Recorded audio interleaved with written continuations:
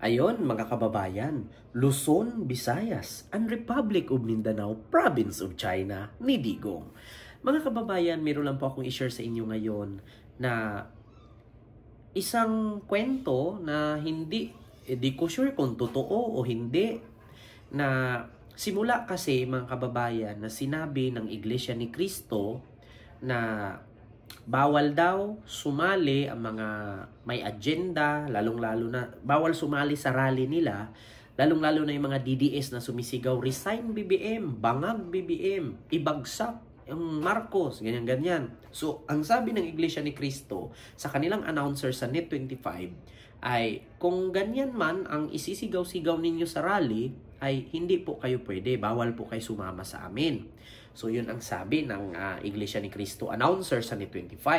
So, ngayon, bukod nung rumisbak ang mga DDS, no? Ang DDS rumisbak sa Iglesia ni Cristo at inungkat, no, ang kwentong bayan na noon pa naman nangyari, na actually matagal na ito siguro 50 years ago na inisyu nila na may utang nga daw ng 7.25 billion ang Iglesia ni Cristo sa mga iba't ibang bangko.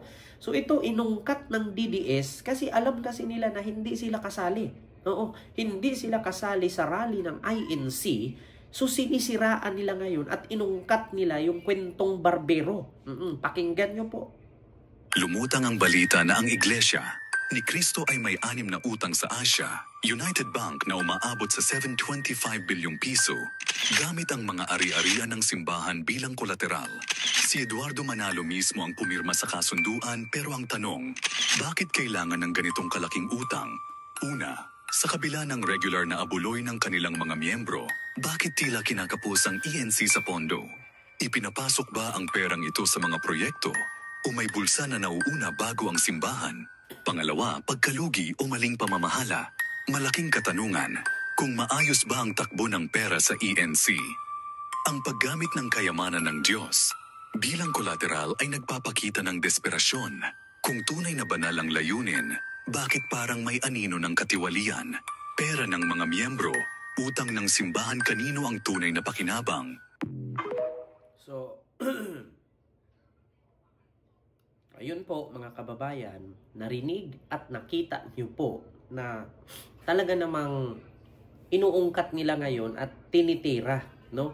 At binibira nila ngayon ang INC or Iglesia ni Cristo ng mga DDS. Hindi naman po pwede na mga BBM supporter ang bibira sa INC, na bagkus kaming mga supporter ni BBM, pabor kami sa peace rally or pangkapayapaang rally ng INC.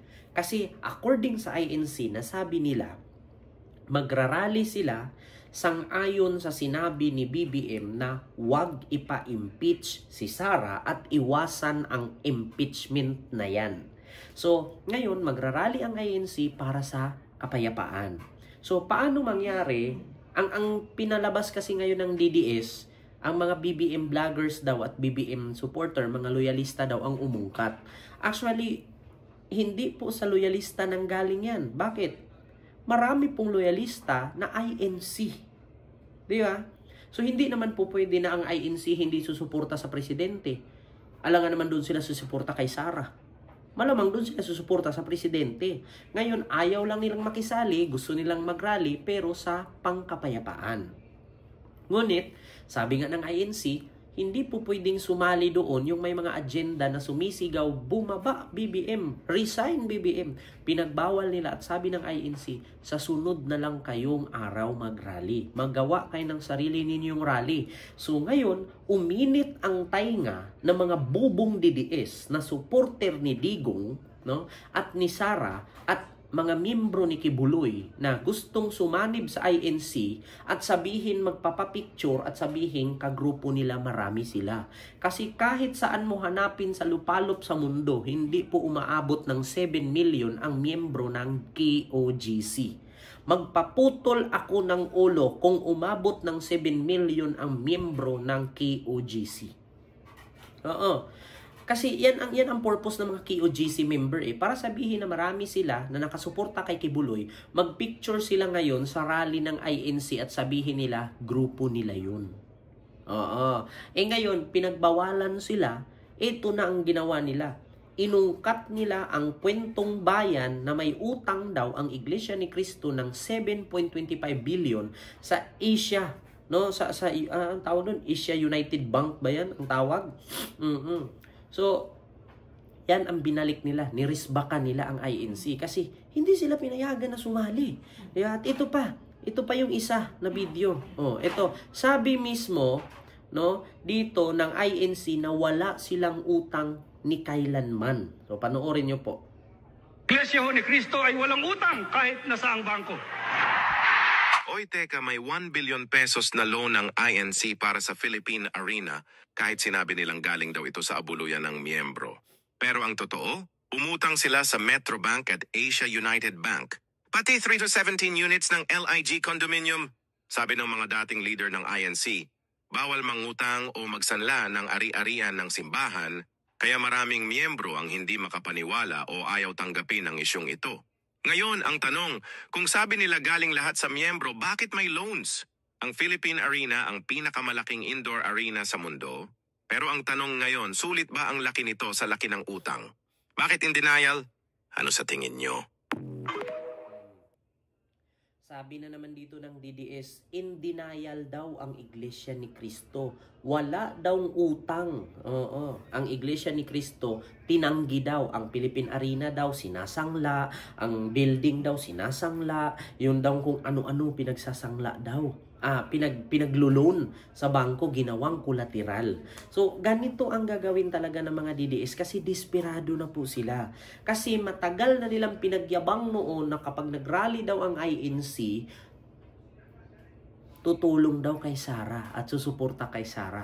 Ending ngayon, hindi pinasali ang mga supporter ni Sara na bugok, na mga tanga, na mga inutil, na mga hampas lupang pangit ang pamilya.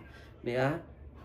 Hindi pinasali ng INC. Anong sabi ng INC? Ay, kung meron po kayo mga agenda at pupunta kayo sa rally at sisigaw-sigaw kayo doon na ibagsak, resign BBM bangag, BBM addict, bawal po kayo. So, mag-schedule na lang po kayo ng sarili ninyong